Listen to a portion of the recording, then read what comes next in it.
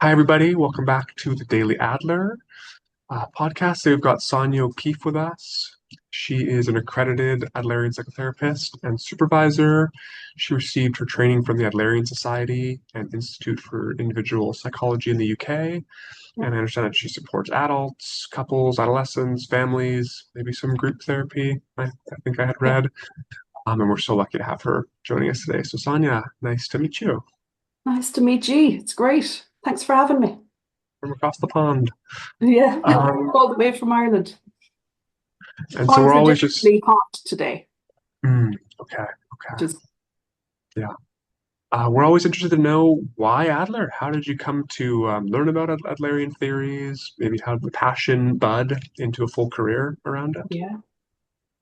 Well, for me, it's neck down, uh, is how I found Adler. There was nothing academic about it. It was out of pure need. I was after leaving school.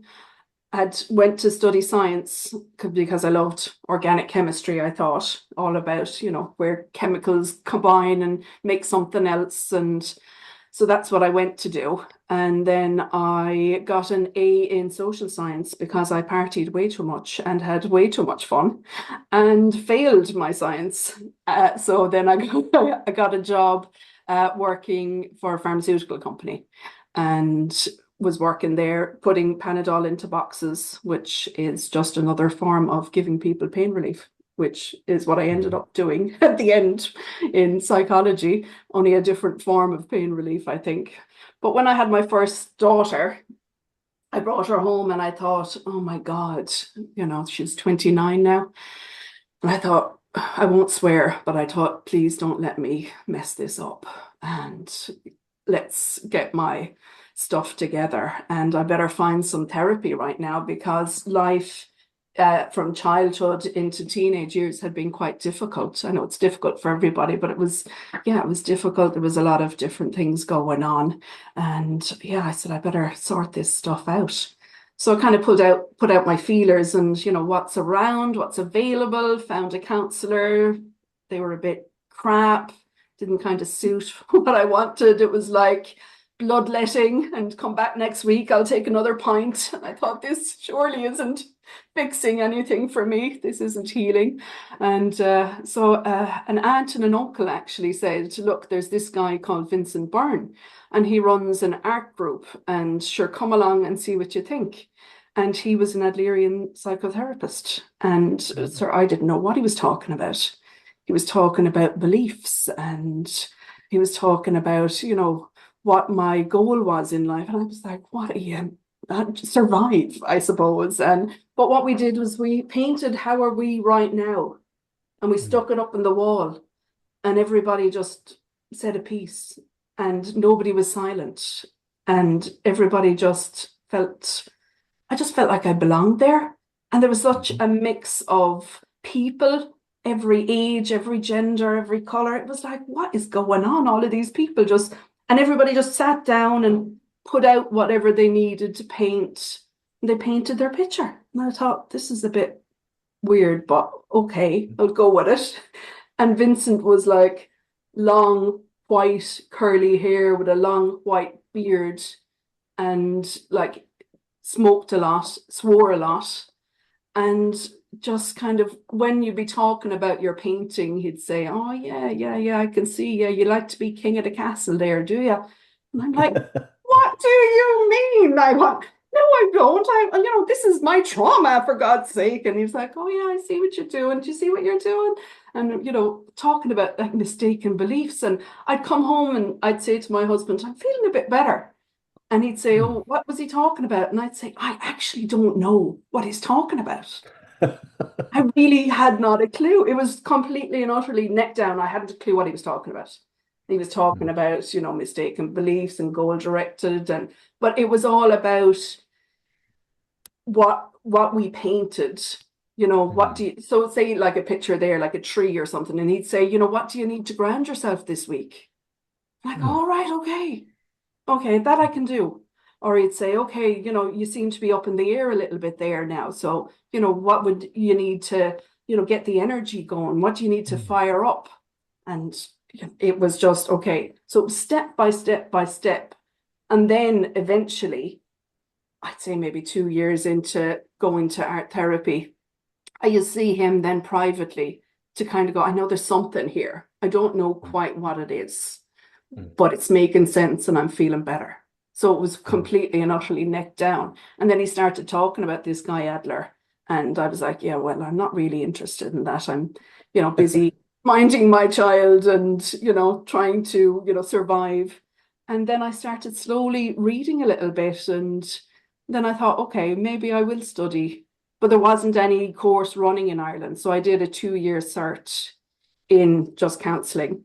And I thought, look, I'm too young. No one's going to take, a mid-20s seriously. I wasn't taking me seriously. So I went off and I did life and business coaching. So I did that for a while. But then the grow was there. I was like, no, this guy makes sense. His beliefs, my beliefs, teleology, his ideas of psychopathology. I was like, I love it. And then I was reading, Man's Search for Meaning, which I love that book. And that was, one of the books they didn't want us to read in the course. So we were to do a book review in the counselling course. And they were like, they gave us the books. And I said, well, what about this one? And they were like, so it was like, no, you have to do it on, this set of books. And I was like, well, if I had my choice, I'd do this one. But however, so it was always about, breaking boundaries and looking at other routes to kind of achieve what I wanted to achieve. And then eventually I did get back into doing my diploma in Adlerian psychology and supervision, and I added principles of art therapy. And now I'm doing a doctorate. So I'm kind of loving that at the minute. Measurement in psychology. How do I know that I'm feeling better as a client? And how can the therapist know from their point that this is working?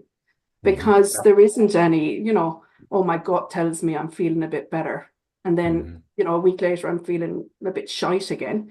And my therapist is telling me I'm doing great. But how does he know that or she know that? So that's kind of, so that's where I'm at the minute is, working towards that. But I just love the Adlerian and I love art therapy, and I still would use that in groups. I use it with parents a lot, parents whose kids are refusing to go to school. They just come in and paint what's going on, not about trying to get Johnny up for school. How are you? What is going on for you right now? How is that? What was your experience of school? How could that be informing what's happening today? And, just looking at things and not poking at people, just letting them express what's going on and encourage each other and feel like they belong to a group and they can contribute, that everybody has a say and everybody has, an idea that might work that we can take away with it, that I don't have to be the expert, that here's a bunch of parents all together, sharing bits of gold, So I love that. And so what I hear you saying is what attracted you to Adler is you felt better.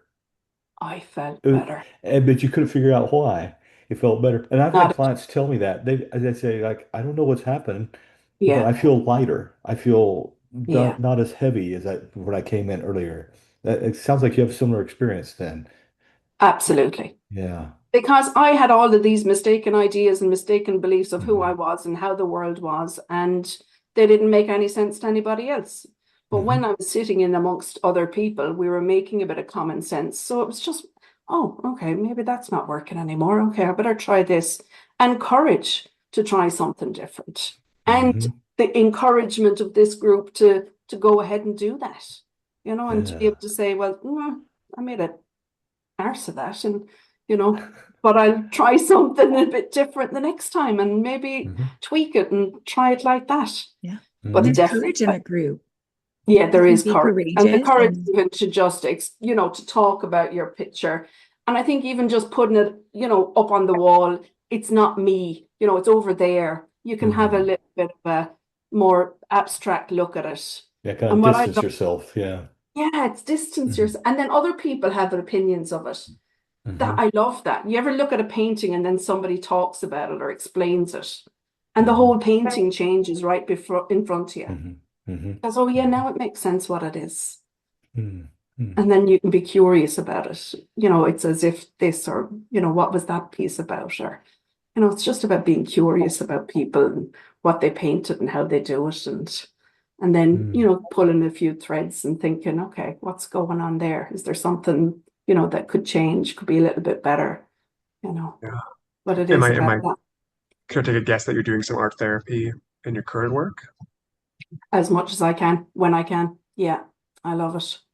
Yeah. And sometimes it can be just anything creative, because I think that mhm, creative piece is the most important for me.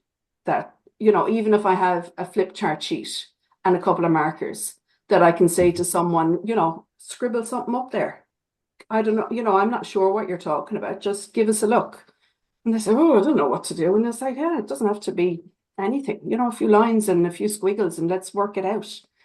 And then people, when they sit away from it, mm, sometimes we're just too close to something. And just that physical sitting back and, having a look and saying, well, it's more like this, have another sheet and have another scribble, or a mm. whiteboard, or whatever it is, Do you even want if to, it's a page on the ground, it doesn't yeah. matter. Do you want to say anything about the art that's behind you? Oh, that was during COVID. Mm. What was Yeah. that? So it was Did not you do my, that? I did that one, yeah. Yeah. How My how how myself do and you my do son, that? we were like, what would we do of an evening? And I said, oh, well, I think there's a lady does, paint with me. And I said, Mm, sure, let's paint with her then. So it's just to follow somebody else's and do your own bit and color it away, but it's a bit colorful, and it's bright, and it reminds me of that time of COVID when it was like we can't go outside, so we better, you know, change how we're doing our things. And everybody mm, was kind of getting a bit online, and I thought that's a nice evening. I can sit and paint a picture, and yeah, the two of us mm, sat there. We did it a couple of times. We did a pig as well another night. That was good. So, mm, lots of times my paintings don't look like anything, or, if you're painting with someone, they're not like a physical tree or anything. They don't have to be an mhm, object. It can be an abstract of anything, but sometimes it's nice mhm, to follow on with somebody. I think, I would like to eventually maybe learn how to actually do the whole blending of paints, and mm, how to be an artist rather than just someone who dabbles in art. But I think you mm, can do anyone can do it. We're all creative. And I think Adlerian, one of Adler's things is that creativity piece. Yeah. mm, mhm, I have a lovely way of looking at how we use art for therapists. And mm, it's how, if I think of myself as the earth, or the therapist thinks of themselves as the earth, mhm, that, you have, the elements, which is the fire, air, water, and earth, that you're grounded in theory, that, you go with the client's flow, yeah, that water piece, that you mhm, breathe life into it, that air piece, and that you add the bit of energy, and that the art piece is actually the moon. And the only mm, time we can see it is when the client, who is the sun, shines a bit of light on it. mm, And if we look at art or art therapy in that kind of a triad, then mhm, if we had a lunar eclipse yesterday, so that was fabulous. But it's mhm, like that, if the art becomes more important than the client, then there's a problem, or vice versa. If my ideas are more important than the client's ideas of the painting, then we have an imbalance. But when they're all working together, we have a beautiful kind of a work, and we have let the client be that ball of energy, and let them shine the light on whatever it is they're willing to look at that point, because it's rotating, it's moving, and they might want to look at one part of the art, and maybe the next time they look at something else, and we've got to let that flow. Well, Sonia, here I put up on the screen this thing about Adler encouraging a child to draw. Tell us what you think about that.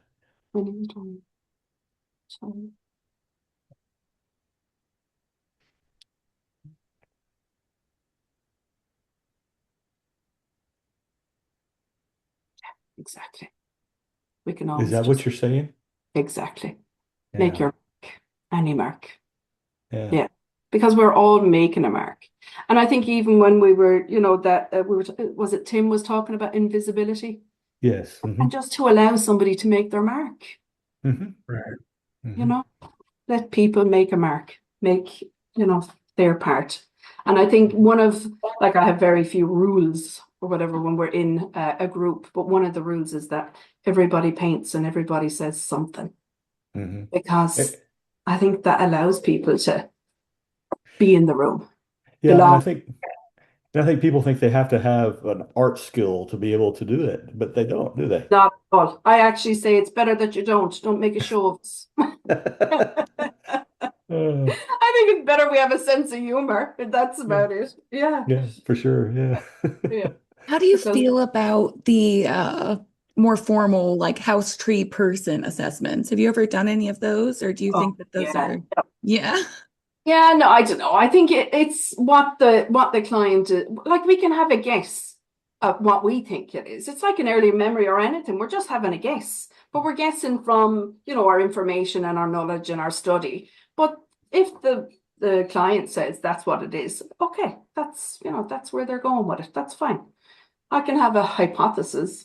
Well, it doesn't mean that it's me having it, doesn't matter. But what the client thinks of it, yeah, that's gold dust. Yeah. Yeah. And what they're willing to share and how much they're looking at it. But like, when they say, oh, put this in here and put a dragon in the center and that's your mother, I'm like, okay, I'm not big into those. But like, I mean, some people find they're a bit of fun, maybe. Bit of fun. Yeah. It seems like sometimes you were learning more about the counselor than the client in those interpretations. Yeah. Oh, Yeah. yeah. I mean, if we want rules and stuff, then yeah, that's, Mhm.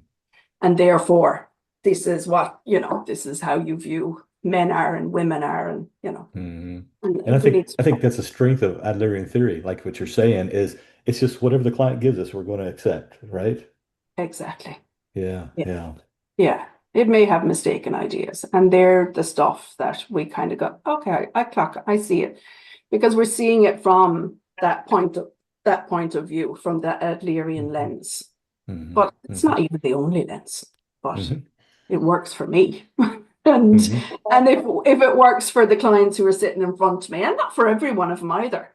Some people like a little bit more somatic, but for the most part, I find that people get it because it makes sense, and people really know why. And I love even when people come in and they go, I don't know about all this talking and how therapy works by just talking about things. And I say, sure, we'll give it a go and we'll see what happens. And we might be able to. And then they're like, oh my God, this makes so much sense. I don't know why, but I feel like I should be who I am.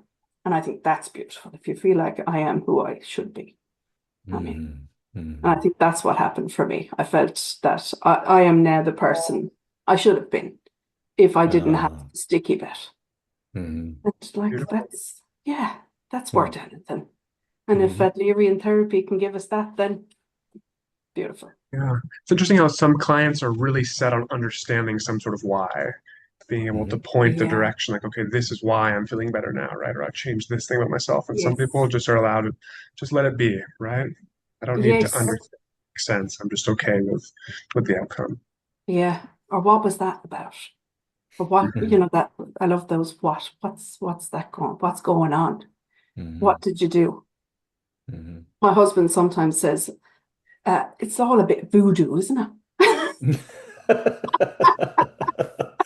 It's like, oh, you go in and you talk about stuff and I don't know what happens, but yeah, people come out, I feel a bit better now. Yeah. Yeah. But sometimes we don't know. Sometimes we don't. Yeah. But I think, and that's why I'm studying, that for my doctorate, what, there is, thinking, feeling, doing, those things are changing. Interventions will change people, how I am in my body, how I'm physically dressing, there's lots of like subtle things that people are improving.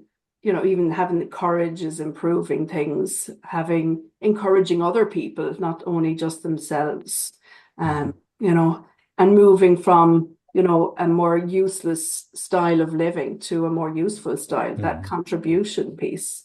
that then people go, oh yeah, actually, I helped the old lady across the road and I wouldn't have even seen her before. Little things like that. And you're like, how do you quantify that? Mm-hmm. How do you say to somebody, that's improvement. But that's why I feel better. It's like I want to work on you know, feeling better. And there's a kind of a thing that kind of my self-confidence is low. And I'm like, okay, but you're like, and how do you work on that? You're like, you help the old lady across the road. You make your mother a cup of tea and you feel useful. But if you try to tell somebody therapeutically, that's it in those little things that they built to when you need to stand up and do a talk at work, that you will have it. You will get it. It's not the elimination of stress or the elimination of anxiety. It's I can do it with it. Yeah. The capacity to believe that you can is really important. It is. Yeah. Mm-hmm. Yeah. And it's nearly like I'll hold that for somebody until they believe it themselves. Yeah.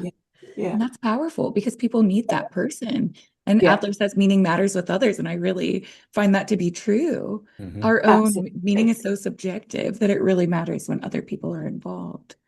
And someone that you trust and somebody that won't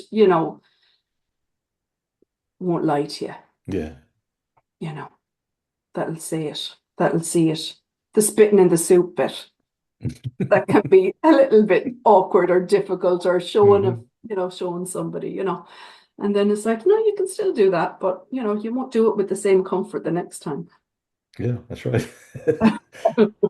Well, Shay, did you want to ask her about an early memory or something? Yeah, we love to ask about early positive recollections. Is there an early recollection you'd like to share that you find meaning in or that is valuable to who you are now? Yeah, so I was thinking about this, and the one I think I'll share is it's late at night, I'm in bed asleep, and I can hear singing downstairs. So I get out of bed, I'm about 5 or 6.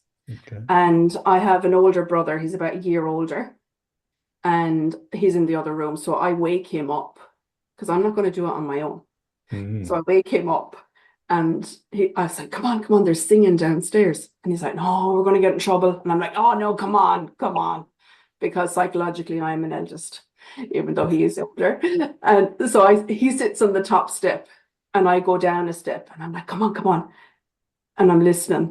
And then we go down another step and he won't go any further than the second step. But I go down another bit because I know there's a triangle that I can see, and I'll be able to see who's singing in the sitting room. And I see that my dad and this other man, an Englishman, is singing like rebel songs, Irish kind of rebel songs. And I'm thinking, this is mad. And I can smell coffee, because that would have been very unusual, like in that time. Like I was born in 1973, so that was highly unusual. And I could hear the percolator going. I was like, oh my goodness. I knew that this had come into the house, but I didn't know what it was about. But I could hear it percolating away and the singing. And I remember just sitting there and he's like, we're going to get in trouble. I'm not staying. I'm like, well, you're going to, with your talking, you're going to, they're going to hear you. So if we just sit, we'll be fine. And he's like, oh, I'm going to bed. So I sat there for another few minutes and then I went to bed. Yeah. Interesting. What do you make of that? If I'm going to go somewhere, sometimes it's better to do it together. And as well as that, I do think about the priorities. So superiority is my priority. And I'm at the top of the stairs and these people are at the bottom of the stairs. So there's a significance in position as well, maybe. And courage to move forward, and courage to see, to hear, to listen, to smell. The kind of senses are there as well. You weren't afraid to get in trouble. I'm sorry, Adam. Go ahead. What? Well, I'm just saying perceptive, right? You're like, you're on guard, you're listening to your environment, right? You're in tune with what's going on around you. I'm waiting for footsteps in case I have to leg it back to bed. And also, you're not afraid of getting into trouble. Yeah, it's like, you could get in trouble, but it's worth it, I'm on. Oh no, I don't know about that. I'm ready to bolt Are you really? I'm ready to bolt. Yeah, I'm ready. If I hear footsteps or I hear, like you can hear somebody, lift off the couch, I'm, gone. Ah, Yeah, yeah, yeah. So on alert. ah. So you Yeah, are a little bit afraid then. yeah, for Mhm, sure. Yeah. Be mhm. brave, but be cautious. There you go. Yeah.